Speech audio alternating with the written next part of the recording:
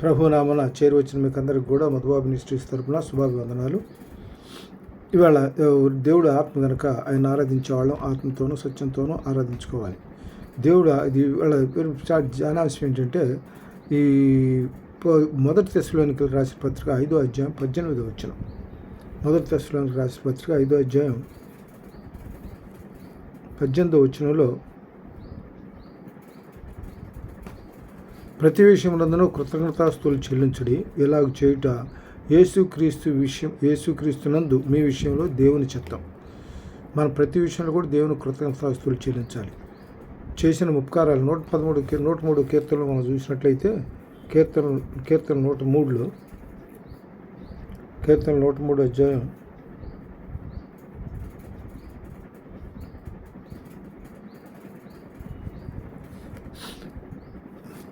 నా ప్రాణమా యెహోవాను సన్నుతించుము, నా అంతరంగమున సమస్తమా ఆయన పరిశుద్ధ నామమును సన్నుతించుము. నా ప్రాణమా యెహోవాను సన్నుతించుము, ఆయన చేసిన ఉపకారములలో దేన్ని మరవకు. మనం చేసిన ఉపకారాల్లో దేన్ని మరవకూడదు. ఆయన చేసిన ఉపకారాన్ని బట్టి ప్రతి విషయాలు కూడా ఆయనకి మనం కృతజ్ఞతాస్తుతులు చెల్లించుకోవాలి. తర్వాత దీనిలో 1 తిమోతి 2:1-2 వచనాలు చూసినట్లయితే 1 తిమోతి 2వ అధ్యాయం 1-2 వచనాలు. 1-2 వచనాలు చూసినట్లయితే మనం సంపూర్ణ భక్తియు మాన్యతయు కలిగి నెమ్మదిగాను సుఖంగాను బ్రతుకు నిమిత్తము అన్నిటికంటే ముఖ్యంగా మనుషులందరి కొరకు, రాజుల కొరకును, అధికారుల కొరకును విజ్ఞాపనలు, ప్రార్థనలు, యాచనలు, కృతజ్ఞతాస్తుతులు చేయవలని హెచ్చరించున్నారు. పౌలు భక్తులు మనల్ని హెచ్చరిస్తున్నాడు. తిమోతి ఆయన శిష్యుడు. అందుకని తిమోతికి పరిచర్య నిమిత్తం ఆయన బయటికి పంపించినప్పుడు ఆయనకి ఈ విషయాలు చెప్తాడు. మన సంపూర్ణ భక్తియు మాన్యతయు కలిగి నెమ్మదిగాను సుఖంగాను బ్రతుకు నిమిత్తం అన్నిటికంటే ముఖ్యంగా మనుషులందరి కొరకు, రాజుల కొరకు, అధికారులందరి కొరకును విజ్ఞాపనలను, ప్రార్థనలను, యాచనలను, కృతజ్ఞతాస్తుతులు చేయవలనని హెచ్చరిస్తున్నారు. ఇది మంచిదియు మన రక్షకుడు దేవుని దృష్టికి అనుకూలమైనది అయినది. ఆయన మనుషులందరూ రక్షణ పొంది సత్యమును గురించి అనుభవ జ్ఞానం గలవారై ఉండవాలని హెచ్చరించున్నాడు. కాబట్టి మనం ఏం చేయాలంటే వీళ్ళందరి కోసం మనం ప్రార్థన చేయాలి. దీనిలో మనం ఏం చేసినా కూడా దేవుని మహిమకర కొరకు చేయాలి. దీనిలో కొలస్సీలు రాసిన పత్రిక 1వ అధ్యాయం కొలస్సీలు రాసిన 3వ అధ్యాయం 17 వచనం ఏం చెప్తారే, మరియు మాట చేత కానీ క్రియ చేత కానీ మీరేం చేసినను ప్రభు అయిన యేసు ద్వారా తండ్రి అయిన దేవుని కృతజ్ఞతాస్తుతులు చెల్లించు సమస్తమును ఆయన పేరట చేయుడి. ఏం చేయాలి? మనం మాట చేత కానీ క్రియ చేత కానీ ఏం చేసినా కూడా దేవుని మహిమ కొరకు జీవించాలి. దేవుని మహిమ కొరకే చేయాలి. దీనిలో మత్తయి సువార్త 5:16 చూద్దాం. మత్తయి సువార్త 5వ అధ్యాయం 16 వచనంలో మత్తయి సువార్త 5వ అధ్యాయం 16 వచనంలో ఉంటాడంటే, మనుషులు మీ సత్క్రియలను చూచి పరలోకం ముందర మీ తండ్రిని మహిమపరచినట్లు వారి ఎదుట మీ వెలుగు ప్రకాశింపనేది. మనం ఎట్లా ఉండాలి? మన ప్రవర్తన ఎప్పుడు కూడా దేవుని మహిమకరంగా ఉండాలి, దేవుని మహిమపరిచేదిగా ఉండాలి. మాట చేత కానీ క్రియ చేత కానీ ఏదైనా సరే దేవుడు మహిమపరచబడాలి మన ద్వారా. తర్వాత కొరింథీయులకు రాసిన పత్రిక 1 కొరింథీ 10:31 ఏం చెప్తారంటే, భోజనం చేసినను పానం చేసినను మీరేం చేసినా సమస్తమును దేవుని మహిమ కొరకు చేయాలి.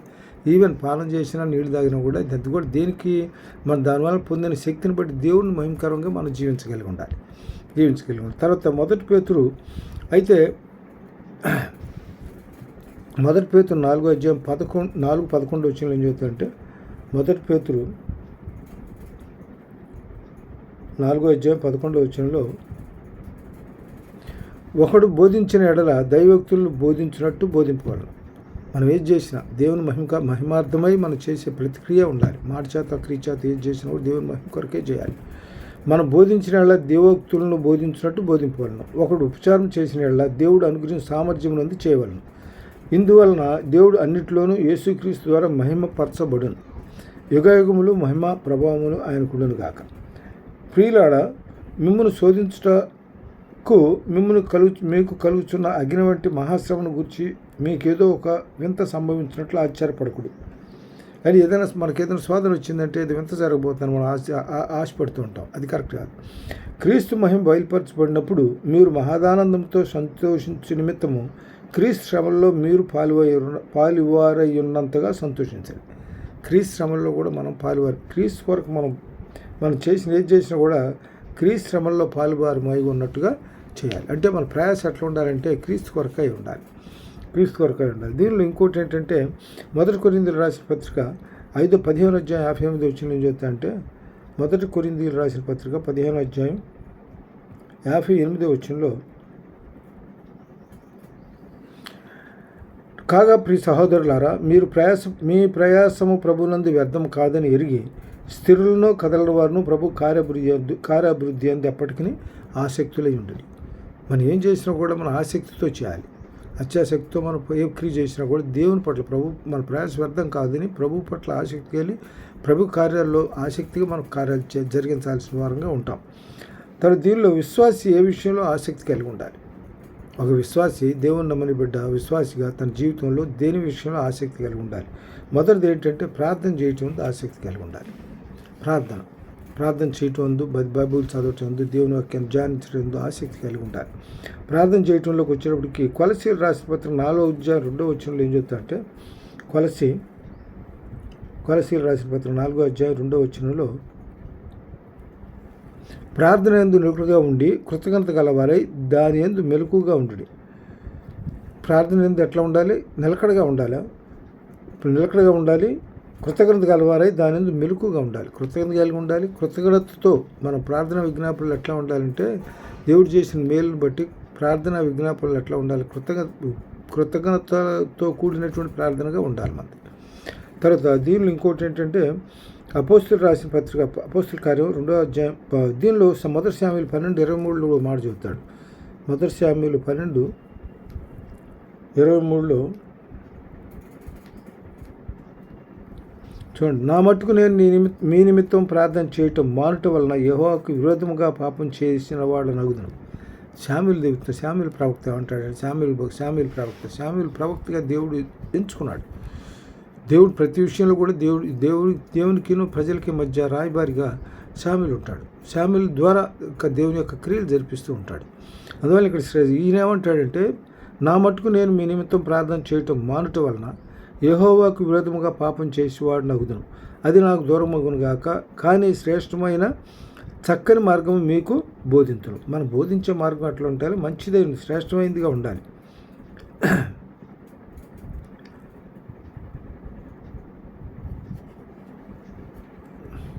అందుచేత కొలసీలు రాసిన పత్రిక 1వ అధ్యాయం 9లో ఏం చెబుతారంటే, అందుచేత ఈ సంగతిని వినిన నాట నుండి మేమును మీ నిమిత్తం ప్రార్థన చేయటం మానక మీరు సంపూర్ణ జ్ఞానమును ఆత్మ సంబంధమైన వివేకం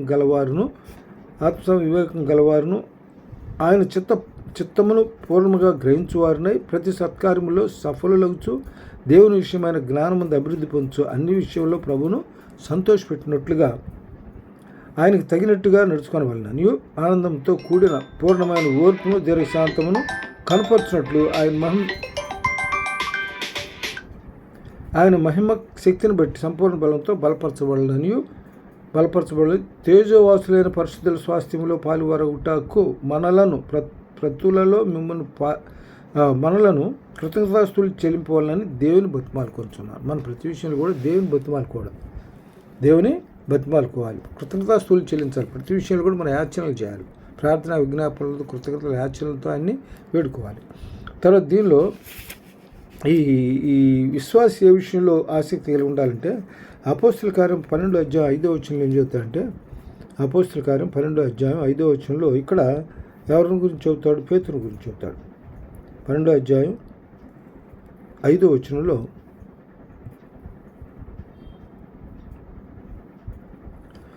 పేతురు సరసాల్లో ఉంచబడిను, సంఘం అయితే అతని కొరకు అత్యాసక్తితో దేవునికి ప్రార్థన చేయొచ్చుడని.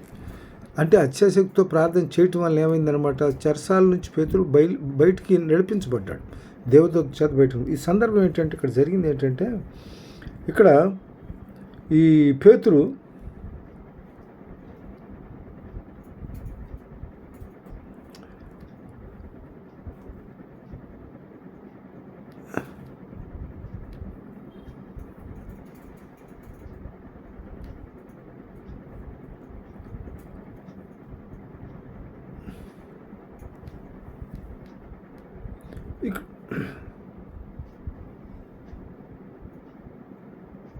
దీనిలో పేతురుని అత్యాశక్తులు సంఘస్థులంతా కూడా పేతురుని చెరసాల విడుదల కోసం అత్యాశక్తితో ప్రార్థన చేశారు.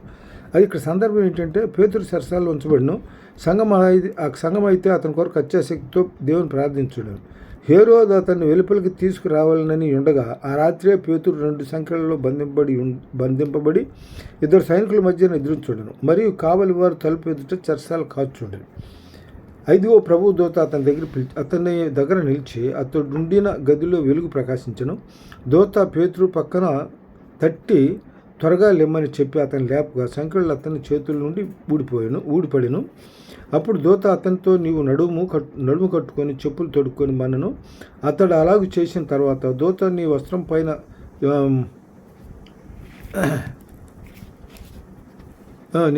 పైన వేసుకొని నా వెంట రమ్మని అతనితో చెప్పాను.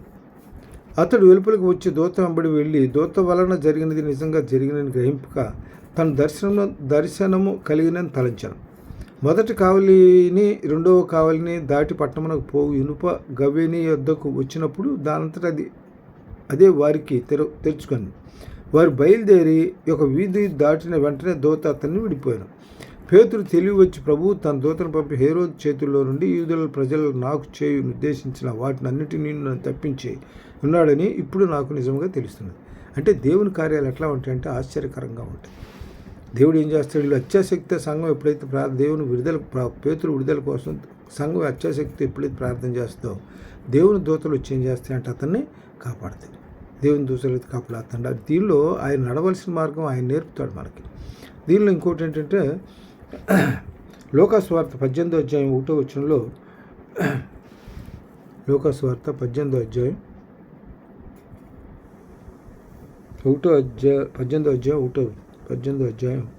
1వ వచనంలో వారు విసుకక నిత్యము ప్రార్థన చేయుచుండవలన అనుటకు ఆయన వారితో ఈ ఉపమానం చెప్పారు. ఇప్పుడు కూడా మనం ఏంటంటే మన అవసరతల కోసం తగిన సమయం మంది హెచ్చించబడినట్లు దీన మనసుతో ఆయన బలమైన హస్తాల కింద వేచుండమన్నాడు. మన అవసరతలను కృతజ్ఞతాపూర్వకంగా మన ఆ మనల్ని దేవుని సన్నిధిలో విన్నవించుకోవాలి. దేని గురించి ఎంత పడద్దు నీ పనులు బారి విహోమతుంచము ఉద్దేశాలు సవలపడతాడు. అయితే ఏం చేయమన్నాడు? ప్రార్థన విజ్ఞాపనలతో కృతజ్ఞతాపూర్వకంగా విన్నపాలు దేవునికి తెలియజేయమన్నాడు. అయితే ఇక్కడ మనకి ఏంటంటే మనం ఎట్లా ఉండాలి? మనకు అనుకున్న వాటిని నెరవేర్చబడాలంటే దేవునికి ఒక సమయం ఉంటుంది. మనకి ఎప్పుడంటే అప్పుడు మన అడగగానే అయ్యే పనులు కాదు. అది మనం మేలు కొరకు చేస్తాడు, మేలు కొరకే చేస్తాడు. దీనిలో ఇర్మియాలో వచ్చేటప్పుడు 9:23 చూస్తే ఇర్మియా 9:23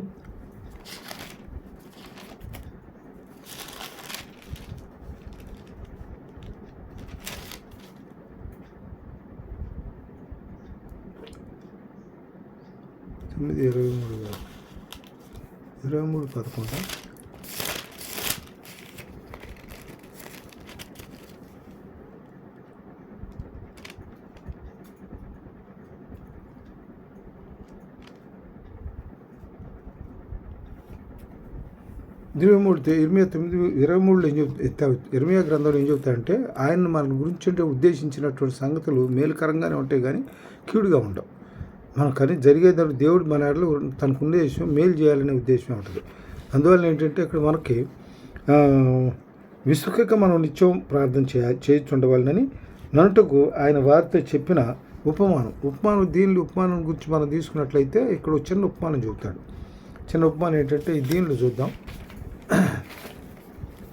లోక 18వ అధ్యాయం 1-7 వచనాలు చూద్దాం. 1-7 వచనాల్లో వారు విసుకక నిత్యం ప్రార్థన చేయుచుండవలన అనుటకు ఆయన వారితో ఈ ఉపమానం చెప్పాను.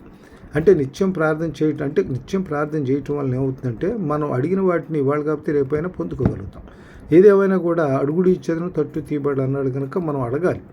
అయితే 21-22 ఏం చెబుతాడంటే మీరు అడిగిన ప్రతిదీ పొందినట్టుగా నమ్మాలని చెప్పాడు. అందువల్ల ఏంటంటే మనం పొందినంత వరకు కూడా మన దేవుణ్ణి కృతజ్ఞతాపూర్వకంగా ఆయన విన్నవించుకోవాలి మన వలన. అప్పుడు దీనిలో ఇంకోటి అంటే ఎందుకు చెబుతున్నట్టు ఉదాహరణ ఏం చెబుతాడంటే దేవునికి భయపడకయు న్యాయాధిపతిని గురించి చెప్తాడు. ఇక్కడ దేవునికి భయపడకయు మనుషులను లక్ష్య పెట్టకయుండు ఒక న్యాయాధిపతి యొక్క పట్టణంలో ఉన్నాడు. ఆ పట్టణంలో ఒక విధవరాలును ఉండెను. ఆమె అతని వద్దకు తరచుగా వచ్చిన ప్రతివాదికిని నాకును న్యాయం తీర్చమని అడుగుచూ వచ్చాను. కానీ అతడు కొంతకాలం ఒప్పకపోయాను. తర్వాత అతడు నేను దేవునికి భయపడకయు మనుషులకు లక్ష్య పెట్టకయు ఉండినను ఈ విధవరాలను తొందరపెట్టుచున్నది కనుక ఈమె మాటిమాటికి వచ్చి గోజాడుకుండునట్లు ఆమెకు న్యాయం తీర్చునని తనలో తాను అనుకున్నాడు. అంటే ఏం చేయమన్నాడు, కొద్దిసేపు మనం పోయిన తర్వాత దేవుడికి అడుగుతూ ఉంటే దేవుడు ఏం చేస్తాడంటే మన విన్నపాలను మన్నిస్తాడు ఒక రోజుకి.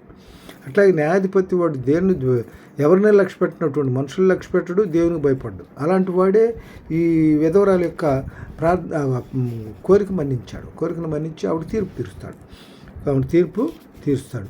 తర్వాత ఎఫ్ఎస్సీలు రాసిన పత్రిక 6వ అధ్యాయం 18వ వచనంలో ఎఫ్ఎస్సీలు రాసిన పత్రిక 6వ అధ్యాయం 18వ వచనంలో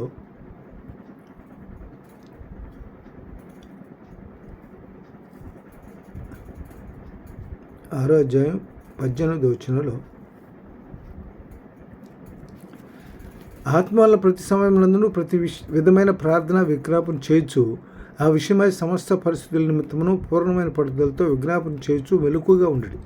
ప్రార్థన విషయంలో ఎట్లా ఉంటే పట్టుదల కలిగి ఉండాలి, మెలకుగా ఉండాలి. మరి నేను దేని నిమిత్తము పట్టుదల కలిగి ఉండాలి. మన ప్రార్థన విషయంలో ఇప్పుడు కూడా పట్టుదల కలిగి ప్రార్థన చేసుకుంటూ ఉండాలి. తర్వాత ఇంకోటి ఏంటంటే ఫిలిప్పీయులు రాసిన పత్రిక 4వ అధ్యాయం 6వ వచనంలో ఫిలిప్పీయులు రాసిన పత్రిక 4వ అధ్యాయం 6వ వచనం, దేని గురించి చింతపడకూడదు కానీ ప్రతి విషయంలోనూ ప్రార్థన విజ్ఞాపనముల చేత కృతజ్ఞతాపూర్వకంగా మీ విన్నపములు దేవునికి తెలియజేయాలి. మన విన్నపాలు ప్రార్థనతోనూ విజ్ఞాపనల చేత కృతజ్ఞతాపూర్వకంగా మీ విన్నపాలు అంటే మనం చేసిన మేళ్ళను బట్టి ఆయన కృతజ్ఞత స్తుతిస్తూ ఏం చేయాలంటే మన విన్నపాలను ఆయనకి ఎరుగుపరచుకోవాలి. అప్పుడు తర్వాత ఈ రోమీయులు రాసిన పత్రిక 8వ అధ్యాయం 26-27 వచనాల్లో రోమీయులు రాసిన పత్రిక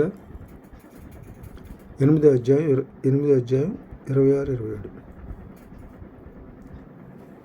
అటువలే ఆత్మ మన బలహీనతను చూసి సహాయం చేస్తున్నాడు. ఏలైనగా మనం యుక్తంగా ఎలా ప్రార్థన చేయవలనో మనకు తెలియదు కానీ ఉత్సరింపశక్యము కానీ మూలుగులతో ఆ ఆత్మ తానే మన పక్షముగా విజ్ఞాపన చేస్తున్నాడు. అంటే మనకు ఒక్కోసారి ఏంటంటే ప్రార్థన చేయడానికి ఏం చెప్పాలో ఏం అడగాలో తెలియనప్పుడు సందిగ్ధంలో ఉన్నప్పుడు ఏం చేస్తాడంటే మన హృదయ అంతరంగా ఎరిగిన గొప్ప తండ్రి కాబట్టి ఆయన ఏం చేస్తాడంటే మన నిమిత్తం ఆయన ప్రార్థన చేస్తాడు. అందుకే అటువలనే ఆత్మయు మన బలహీనతను చూచి అంటే మనలో ఉన్న బలహీనత మనకి ఏం అడగాలో ఏం అవసరతలు ఉన్నో మనకు తెలియని సందర్భంలో బలహీనతను చూచి సహాయం చేస్తున్నాడు. ఏలనగా మనం యుక్తముగా ఎలా ప్రార్థన చేయవలనో మనకు తెలియదు కానీ ఉచ్చరింపశక్యము కానీ మూలుగులతో ఆ ఆత్మ తానే మన పక్షంగా జ్ఞాపకం చేస్తున్నాడు. కాబట్టి ఆత్మ మన గురించి ప్రార్థన చేస్తుంది అనమాట.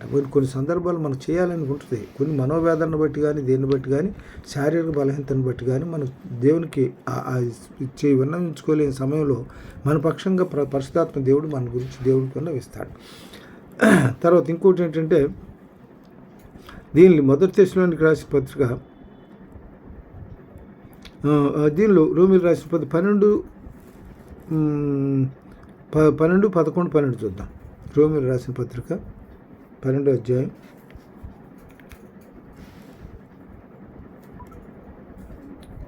11-12 వచ్చినారు. ఆసక్తి విషయంలో మాందులు కాక ఆత్మయందు తీవ్రత గలవారై ప్రభువుని సేవించడి, నిరీక్షణ గలవారై సంతోషించు, శ్రమల యందు ఓర్పు గలవారై ప్రార్థన యందు పట్టుదల కలిగి ఉండాలి. నిరీక్షణ కలిగి ఉండాలి. మనకు తప్పనిసరిగా ఇది దేవుడిని అడిగితే మనకు సహాయం చేస్తాడు అనేటువంటి నిరీక్షణ మనలో ఉండాలి. ఆ నిరీక్షణతో దేవుని ప్రార్థన చేయాలి. నిరీక్షణ గలవారే సంతోషించు, శ్రమల యందు ఓర్పు గలవారై ప్రార్థన యందు పట్టుదలగి ఉండి, పరిశుద్ధుల అవసరాల్లో పాలు పొందుతూ శ్రద్ధగా ఆతిథ్యం ఇచ్చుండి, ఆసక్తి విషయంలో మాందులు కాకూడదు, ఆత్మ యందు తీవ్రత గలవారై ప్రభువుని సేవించాలి. మనకుండా ఆసక్తి విషయంలో మాందులు కావటం అంటే నిర్లక్ష్యం తగదు, బుద్ధి మాంద్యం తగదు. కాబట్టి ఎప్పుడు దేవుని విషయంలో శ్రద్ధ ఆసక్తి కలిగి ఉండాలి. దేవుని కార్యాలు నిర్లక్ష్యం చేస్తారంటే శాపగ్రస్తులు అవుతారంట. ఇర్మీయా రాసిన 48:10 ఏం చెబుతాడు అన్నమాట. ఇర్మీయా 10వ అధ్యాయం 48వ వచనం, 48వ అధ్యాయం 10వ వచనం. ఇర్మీయా 48వ అధ్యాయం 10వ వచనంలో యెహోవా కార్యమును అశ్రద్ధగా చేయవాడు శాపగ్రస్తుడగును, కాగా రక్తము వార్చకుండా ఖడ్గము దూయివాడు శాపగ్రస్తుడు. యెహోవా కార్యాలను అశ్రద్ధగా చేయవాడు. కార్యాల పట్ల శ్రద్ధ ఆసక్తితో వ్యవహరించాలి మనం.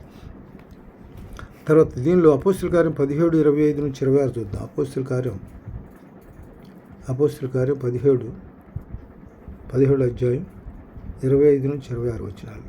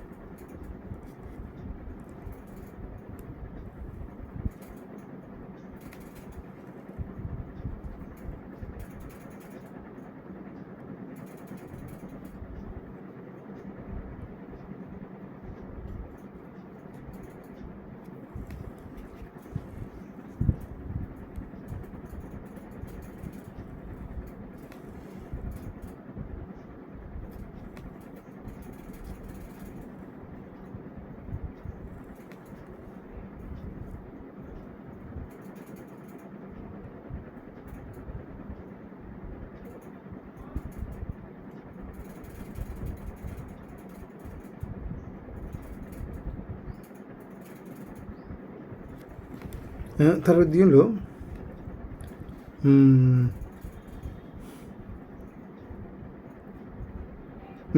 17 అధ్యాయం 25 అపోస్తలుల 17 అధ్యాయం 25 వచనాలు చూస్తే అపోస్తలుల కార్యం 17 అధ్యాయం 25, 26 వచనాలు చూద్దాం.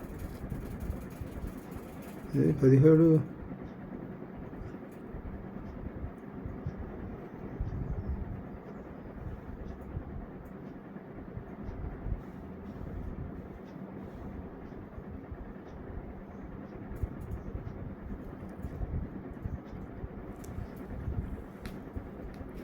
తర్వాత ఇంకొకటి ఏంటంటే సువార్త ప్రకటించే విషయంలో ఆసక్తి కలిగి ఉండాలి.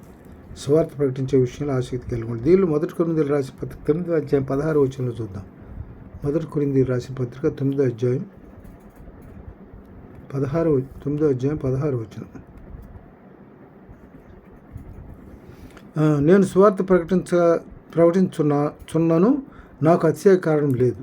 సువార్తను ప్రకటించవలసిన భారం నా మీద మోపబడి ఉంది. అయ్యో, నేను సువార్తను ప్రకటింపకపోయిన ఎడల నాకు శ్రమ. సువార్త ప్రకటించే విషయంలో ఆసక్తి కలిగి ఉండాలి. మనం సువార్త ప్రకటించే విషయంలో ఆసక్తి కలిగి ఉండాలి.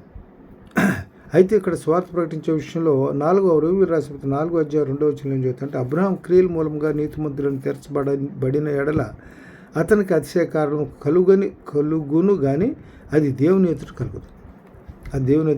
తర్వాత దీనిలో ఇంకోటి ఏంటంటే యెషయా 6:5లో నేను అపవిత్రమైన పెదవులు గలవాడును, అపవిత్రమైన పెదవులు గల జనుల మధ్యను నివసించేవాడును, నేను నశించి తిని రాజును సైన్యులకు అతిపేతు నాకు యెహోవాను నేను కనులారా చూస్తాను అనుకుంటుంది. అయితే ఇక్కడ యెషయా భక్తుని గురించి చెప్తాడు. ఇక్కడ దీనిలో సువార్త ప్రకటించడం అంటే నేను దీనిలో ఇంకో మాట చెప్తాడు. అప్పుడు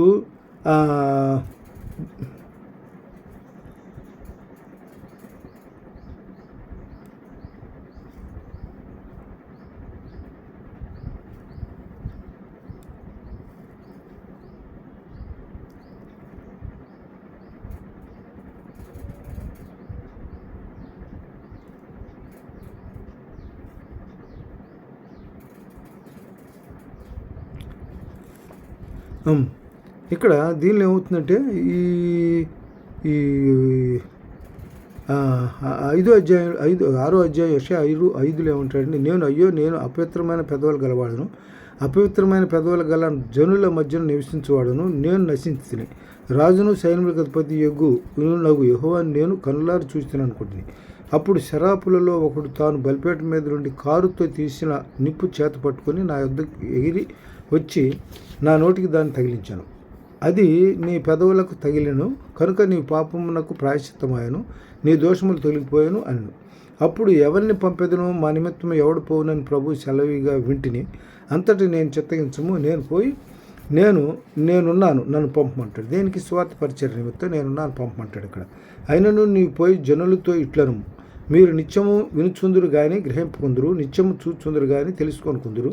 కనులతో చూచి చెవులతో విని హృదయములు గ్రహించి మనసు మార్చుకొని స్వస్థ పొందకపోవునట్లు ఈ జనులు హృదయం కృప చేసి వారి చెవులు మందపరిచి వారి కనులు మూయించమని చెప్పాను. అంటే ఇక్కడ ఏంటంటే చెవులు దేవుని వాక్యం వింటారు కానీ వింటారు కానీ గ్రహింపుకుంటారు. అందువల్ల నేను వాక్య పరిచయ నిమిత్తం ఇక్కడ సువార్త ప్రకటించకపోతే నా శ్రమ నుంచి పౌలు భక్తులు చెప్పినట్లు. కానీ దీనిలో ఇంకో మాట కూడా ఏమంటారు, సువార్త ప్రకటించిన ఎవరు ప్రభావ సువార్త సిలువను కూర్చిన వార్త ప్రకటించాలి. దీనిలో 1 కొరింథీయులకు రాసిన పత్రిక 1:18 ఏం చెబుతాయంటే,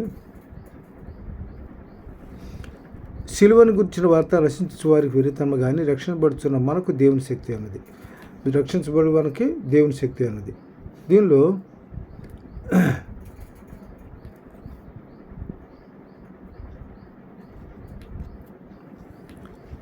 అంటే మనం దేని గురించి ప్రకటించాలన్నమాట, సిలువను గురించిన వార్తను మాత్రమే మనం ప్రకటించాల్సి ఉంది. ఫిలిప్పీయులకు రాసిన పత్రిక 1:18-24. ఫిలిప్పీయులకు రాసిన పత్రిక 1:18-24. అయిననేమి మెష చేత కానీ సత్యము చేత కానీ ఏ విధము చేతనైనా క్రీస్తు సువార్త ప్రకటించబడుచున్నాడు. క్రీస్తు ప్రకటించబడుచున్నాడు. అందుకు నేను సంతోషించున్నాను, ఇక ముందును సంతోషించున్నాను. మరియు నేను ఏ విషయంలోనూ సిగ్గుపడక ఎప్పటి వల్లనే ఇప్పుడు పూర్ణ ధైర్యంతో బోధించడం వల్ల నా బ్రతుకు మూలంగానైనా సరే చావు మూలంగానైనా సరే క్రీస్తు నా శరీరం మీద కనపరచబడింది. కాబట్టి నేను మిగులు నిరీక్షించుచున్న ప్రకారము మీ ప్రార్థనల వలనను యేసుక్రీస్తు యొక్క ఆత్మ నాకు సమృద్ధిగా కలుగుట వలనను ఆ ప్రకటన నాకు రక్షణాత్మకంగా పరిణమించునని నేను ఎరుగుతాను. కాబట్టి నా మట్టుకైతే బ్రతికుడు క్రీస్తే, చావైతే లాభం. అయినను శరీరంతో నేను జీవించే నాకున్న పనికి ఫలసాధనమైన ఎడల నేనేం కోరుకుందో నాకు తోచలేదు. ఈ రెండింటి మధ్య ఇరుకొని పడి ఉన్నాను. నేను వెడలిపోయి క్రీస్తుతో కూడా నుండవలనని నాకు ఆశ ఉన్నది, అది నాకు మరీ మేలు. అంటే ఇక్కడ అయినను నేను శరీరం ముందు నిలిచి ఉండటం మిమ్మల్ని బట్టి మరీ అవసరమైనది. ఇక్కడ ఏం చెబుతానంటే, నా మట్టుకు అయితే బ్రతుకుడికి చావైతే లాభం. అంటే నేను బ్రతుకున్నట్లయితే దేవుని కొరకే బ్రతుకుతా, చావైతే దేవుని సన్నిధిలో ఉంటా. అది ఆయన కోరిక. తర్వాత తిమోతికి రాసిన పత్రిక 4:2 2 తిమోతి 4:2 వాక్యము ప్రకటించుము, సమయమును అసమయమందును ప్రయాసపడము, సంపూర్ణమైన దీర్ఘశాంతంతో ఉపదేశించు, ఖండించుము, గద్దించుము, బుద్ధి చెప్పుము. ఎందుకంటే వాళ్ళ పరిస్థితులు ఎట్లా ఉంటాయి, ఎందుకనగా జనులు హితబోధన సహింపక దురచెవులు గలవారై స్వకీయ దురాశలకు అనుకూలమైనటువంటి బోధలను తమ కొరకు పోగు చేసుకుంటున్నారు. అందుకని ఇక్కడ ఏం చేయమన్నారంటే, వాక్యం ప్రకటించము, సమయమందు అసమయమందు ప్రయాసపడము, సంపూర్ణమైన దీర్ఘశాంతంతో ఉపదేశించు, ఖండించుము, గద్దించుము, బుద్ధి చెప్పుము. ఖండించాలంటే కొన్ని విషయాలను తప్పనిసరిగా ఖండించాలి, గద్దించాలి. వాళ్ళు తప్పు చేస్తుంటే గద్దించాలి, వాక్యానుసారంగా బోధించబడుతుందా లేదా, కాబట్టి గద్దించాలి. బుద్ధి చెప్పమంటే వాళ్ళు కాకపోతే వాళ్ళు బుద్ధి చెప్పాలి, బుద్ధి చెప్పగలిగిన వారంగా ఉండాలి మనం. అందువల్ల వాక్యం ఉపదేశించే బోధకులు కూడా ఎప్పుడు కూడా అదే రీతిగా జాగ్రత్తగా వాక్యానుసారమైన బోధ ఉండాలి. కానీ వాక్యానికి భిన్నమైనటువంటి బోధ దేవునికి అంగీకారమైనటువంటిది కాదు. తర్వాత 3:16-17 తిమోతి 2 తిమోతి 3:16-17 2 తిమోతి 3:16-17 దైవజనుడు సన్నద్ధుడై ప్రతి సత్కార్యమునకును సంపూర్ణంగా సిద్ధపడి ఉండినట్లు దైవవేశములను కలిగిన ప్రతి లేఖనము ఉపదేశించుటకును, ఖండించుటకును, తప్పుదిద్దుటకును, దీని నీతి యందు శిక్ష వేయుటకును ప్రయోజనకరమన్నది. దేవుని వాక్యం ఎట్లా ఉంటుందంటే, ఖండించడానికి, తప్పుదిద్దడానికి, నీతి యందు శిక్ష చేయుటకును ప్రయోజనకరంగా ఉంటుంది దేవుని యొక్క వాక్యం.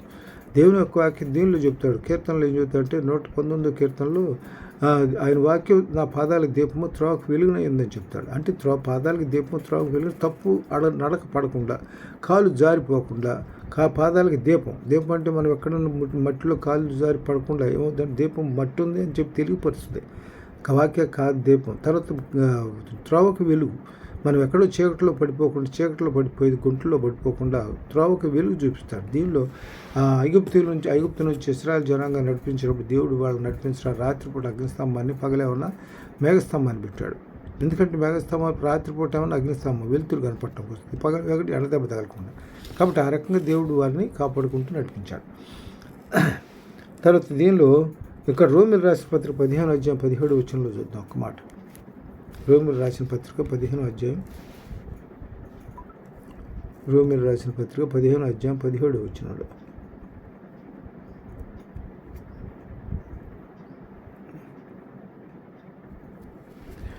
కాగా క్రీస్తు యేసును బట్టి దేవుని విషయమైన సంగతులు నాకు అతిశయం కారణం కలదు. క్రీస్తు యేసును బట్టి దేవుని విషయమైన సంగతులలో నాకు అతిశయ కారణం కలదు. అంటే దేవుని గురించే అతిశయిస్తాను, దేవుని క్రియలను బట్టి అతిశయిస్తున్నా. దీనిలో ఇంకోటి గురించి ఇర్మియాలో 9:23 చూద్దాం. ఇర్మియా 9:23లో, ఇర్మియా 9:23లో 9వ అధ్యాయం 23-24 వచనాలు చూద్దాం.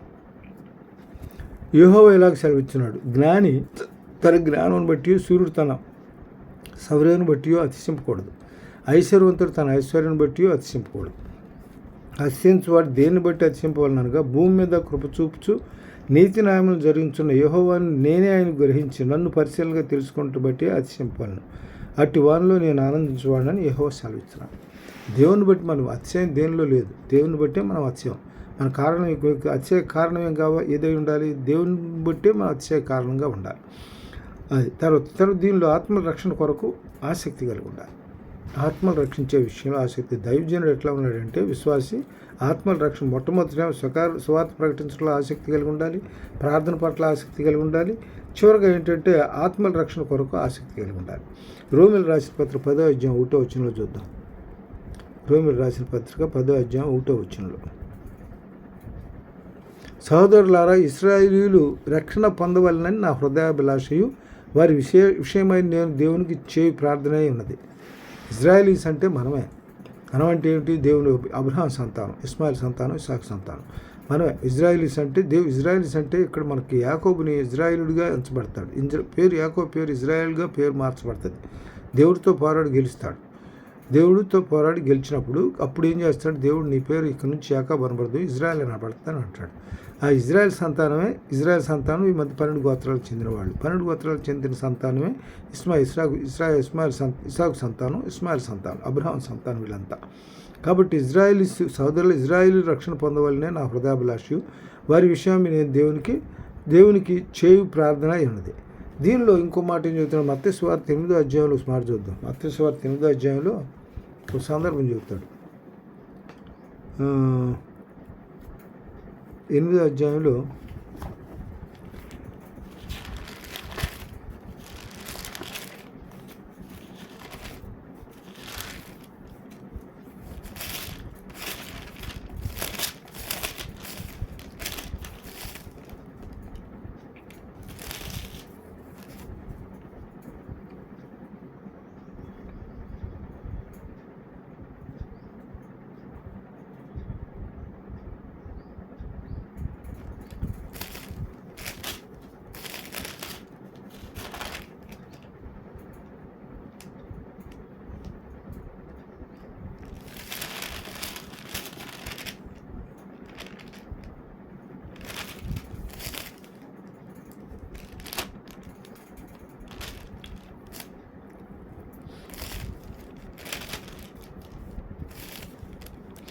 మత్తయి సువార్త 8వ అధ్యాయం కాదు, 15వ అధ్యాయంలో కానా స్త్రీ ఒకతే వచ్చి, ప్రభువా దావీదు కుమారుడా నన్ను కరుణించుము. 22వ వచనం చూద్దాం. 21 నుంచి 22 వచనాల్లో 22 అక్కడ దీనిలో ఇంక చివరి వరకు 28 వరకు చూద్దాం.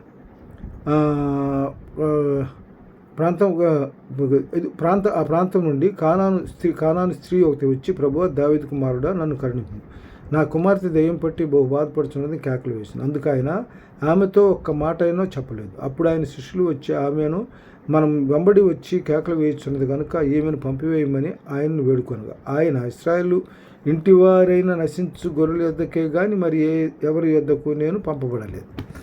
ఇక్కడ సందర్భం బట్టి ఈ మాట చెబుతాడు. ఇశ్రాయేలు ఇంటివారైన నశించిన గొర్రెల యొద్దకే కానీ మరి ఎవరి యొద్దకును నేను పంపలేదు. అంటే ఇశ్రాయేల్ వారిని కాపాడటం కోసం, ఇశ్రాయేల్ వారిని రక్షించడం కోసమే దేవుడు వచ్చానని చెప్తున్నాడు ఇక్కడ దీని సందర్భాన్ని బట్టి.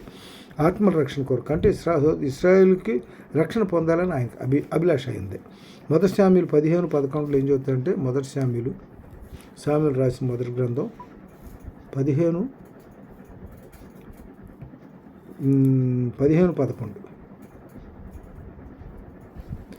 సౌలు నన్ను అనుసరింపక వెనుక తీసి నా ఆజ్ఞలను గైకొనపోయాను కనుక అతన్ని రాజుగా నిర్ణయించినందుకు నేను పశ్చాత్తాపడుతున్నాను. అందుకు సమయాలు కోపవేశ రాత్రి అంతయు యెహోవాకు మొరపెట్టాను. ఇక్కడ సందర్భం ఏంటంటే ఈ ముందు సమయాలు 15:11 చూద్దాం. ముందు 15:11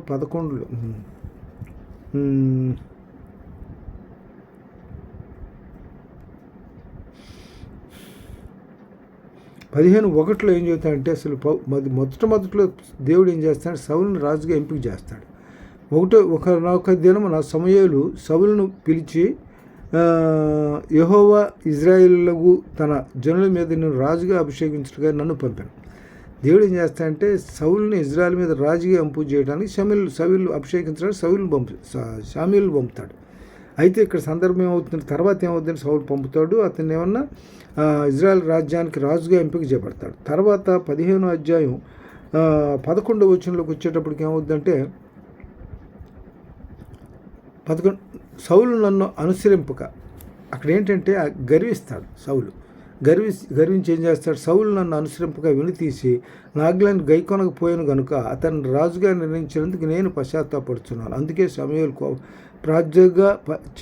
రాజుగా నిర్ణయించినది పశ్చాత్తాపడుతున్నాను అంటాడు. అందుకని అతన్ని తీసేసి ఏం చేస్తాడంటే ఇక్కడ తర్వాత ఏం చెప్తాడంటే ఉదయం సమూయేలు లేచి సౌలుని, తర్వాత దీనిలో ఇంకో మాట ఏం చెప్తాడంటే 16వ అధ్యాయం 1వ వచనంలో అంతటా యెహోవా సమూయేలుతో ఎలాగూ సెలవిచ్చాను, ఇశ్రాయేలు మీద రాజుగా ఉండకుండా నేను విసర్జించిన సౌలుని గురించి నువ్వు ఎందుకు అంతగా దుఃఖిస్తున్నావు? నువ్వు కొమ్మును తైలంతో నింపుము, బెత్లెహేమీయుడైన యెషయా వద్దకు నేను పంపుతున్నాను. అతని కుమారుల్లో ఒకరిని నేను రాజుగా నియమించాను. ఇక్కడ సౌలుని దేవునికి అయిష్టంగా ఉన్నట్టు కాబట్టి సౌలుని విసరించాడు, దావీదుని ఎంపిక చేశాడు. దీనిలో దావీదు 16:12 చూద్దాం. 16:12 వచనంలో అతడు వారిని పిలువనంపించి లోపలికి తోడుకొని వచ్చాను. అతడు ఎక్కడేంటి, ఇతను గొర్రెల కాపరిగా పొలంలో ఉన్నాడు. ఆయన పైన కుమారులు మిగతా వాళ్ళందరినీ కూడా అతను అభిషేకించాలని ఉద్దేశించాడు. కానీ సమూయేలు దేవునికి అంగీకారం కాల వాళ్ళు మనుషులను లక్ష్య పెట్టాల, దేవుడు హృదయాన్ని లక్ష్య పెడతాడు. అందువల్ల ఇక్కడ ఏం చేశాడంటే సౌలుని ఈ దావీదు గొర్రెల కాపరిగా ఉన్న దావీదుని పిలిపించి అతన్ని అభిషేకిస్తాడు. చూడండి, అతడు వారిని పిలువనంపించి లోపలికి తోడుకొని వచ్చాను. అతడు ఎర్రనివాడును చక్కని నేత్రము గలవాడును చూచుటకు సుందరమైన వాడునై ఉండెను. అతడు రాగానే నేను కోరుకున్నవాడు ఇతడే, నీవు లేచి వారిని అభిషేకించమని యెహోవా సెలవీయగా సమూయేలు తైలపు కొమ్మును తీసి వారి సహోదరుల ఎదుట వారికి అభిషేకం చేశాను. నాట నుండి యెహోవా ఆత్మ దావీదు మీదకి బలంగా వచ్చాను. ఆ తర్వాత సమూయేలు లేచి రామాకు వెళ్ళిపోయాను. అంటే ఇక్కడ ఏం దేవునికి అయిష్టంగా ఉంటేనే తీసేస్తాడు, ఇష్టమైతేనేమన్నా తెచ్చుకుంటాడు. అందుకే ఆయన ప్రేమించేటువంటి బిడ్డలు దేవుని ప్రేమించు వారికి శత్రువులను కూడా దేవుడు మిత్రులుగా చేస్తాడు. అది తర్వాత ఇంక దీనిలో అపోస్తల కార్యం 13వ అధ్యాయంలో చెబుతాడు మనకు. అపోస్తల కార్యం 13వ అధ్యాయంలో అపోస్తల కార్యం 13వ అధ్యాయం 21-22 వచనాలు చూద్దాం. ఆ తర్వాత వారు రాజు కావాలని కోరగా దేవుడు బెన్యామీను గోత్రికుడును కీషు కుమారులను సౌలును వారికి 40 ఏండ్ల వరకు దయచేశాను. తర్వాత అతను తొలగించి దావీదును వారికి రాజుగా ఏర్పరచను. మరియు నేను యెషయా కుమారుడైన దావీదును కనుగొంటిని, అతడు నా ఇష్టానుసారుడైన మనుషుడు, అతడు నా ఉద్దేశములన్నీ నెరవేర్చని చెప్పి అతని గురించి సాక్ష్యం ఇచ్చాను. ఎవరి గురించి దావీదుని గురించి సాక్ష్యం ఇచ్చాడు దేవుడు. తర్వాత దీనిలో యోహాను సువార్త 3వ అధ్యాయం 16-17 3వ అధ్యాయం యోహాను సువార్త 3వ అధ్యాయం 16 వచనం చూద్దాం. దేవుడు ఎవరిని నశించిపోవటానికి ఇష్టపడు. సౌలుని తీసేయడానికి సౌలు యొక్క ప్రవర్తన సౌలుని రాజుగా ఎంపిక చేసినందుకు బాధపడుతుంది. దీనిలో ఆదికాండం 6వ అధ్యాయం 5వ వచనంలో చూద్దాం. ఆదికాండం 6వ అధ్యాయం 5వ వచనంలో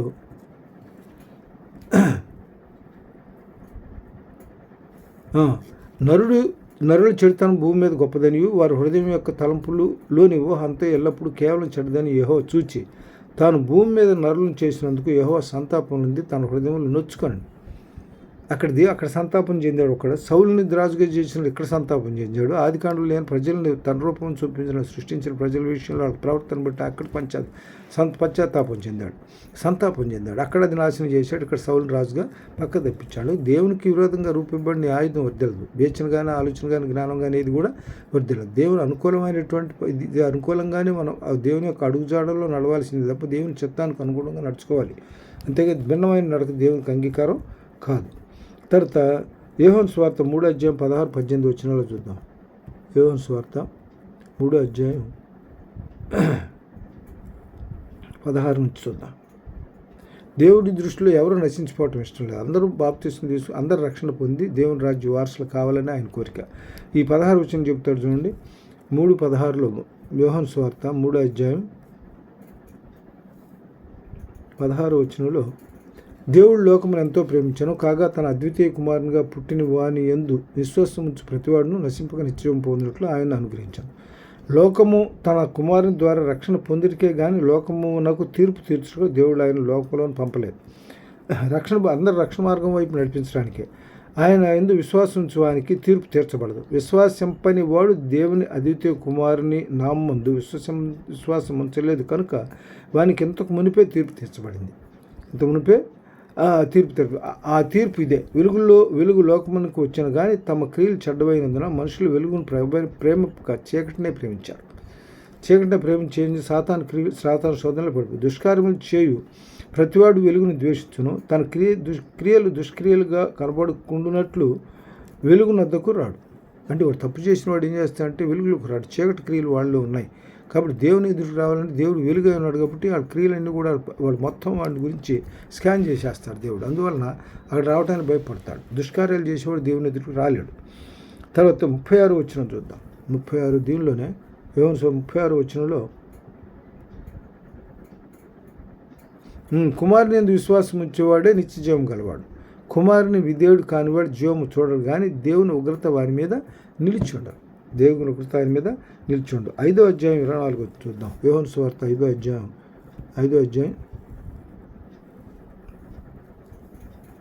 24 వచనంలో, నా మాట విని నన్ను పంపినందు విశ్వాసం ఉంచేవాడు నిత్య జీవము గలవాడు. వాడు తీర్పులోనికి రాక మరణంలో నుండి జీవములోనికి దాటి ఉన్నాడని మీతో నిశ్చయంగా చెప్తున్నాను.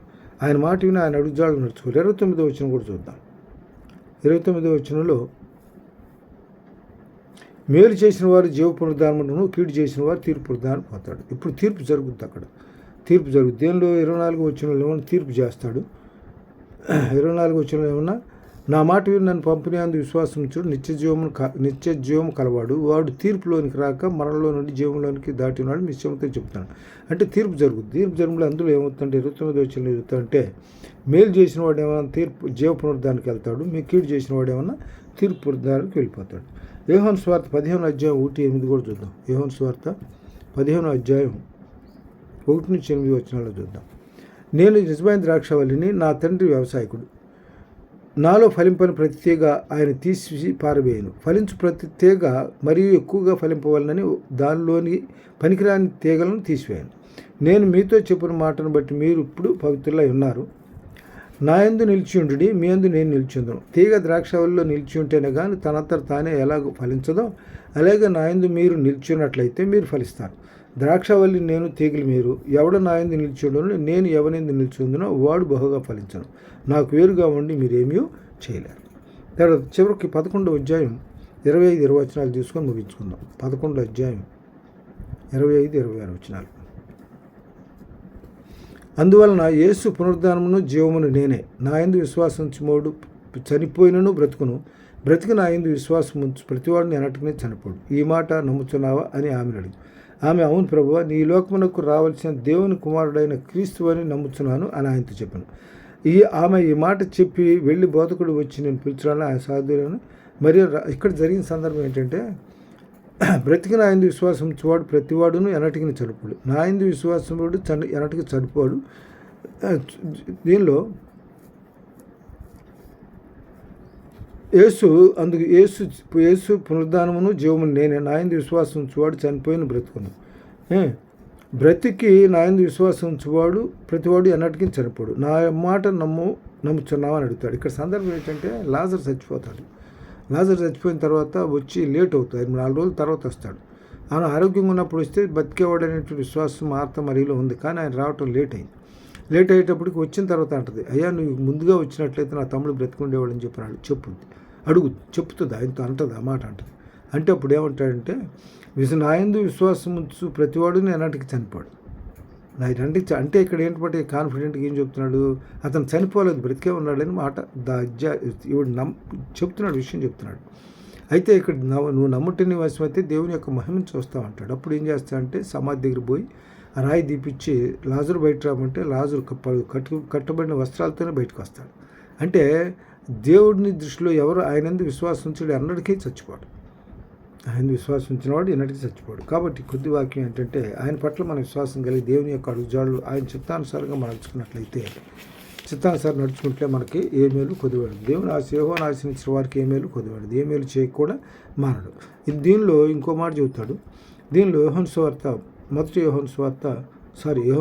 యోహాను పత్రిక 2వ అధ్యాయం, మొదటి యోహాను పత్రిక 2వ అధ్యాయం, మొదటి యోహాను 2వ అధ్యాయంలో 2వ అధ్యాయం 17వ వచనం చూద్దాం. మొదటి యోహాను 2వ అధ్యాయం 17వ వచనం చూద్దాం. లోకము దాని ఆశయం గతించిపోవును కానీ దేవుని చిత్తము జరిగించువాడు నిరంతరము నిలుచును. దేవుని చిత్తాన్ని బట్టి నడుచుకోవాలి. దేవుని చిత్తాన్ని జరిగించేవాడు నిరంతరము జీవిస్తాడు. ఈ కొద్ది వాక్యం దేవుడు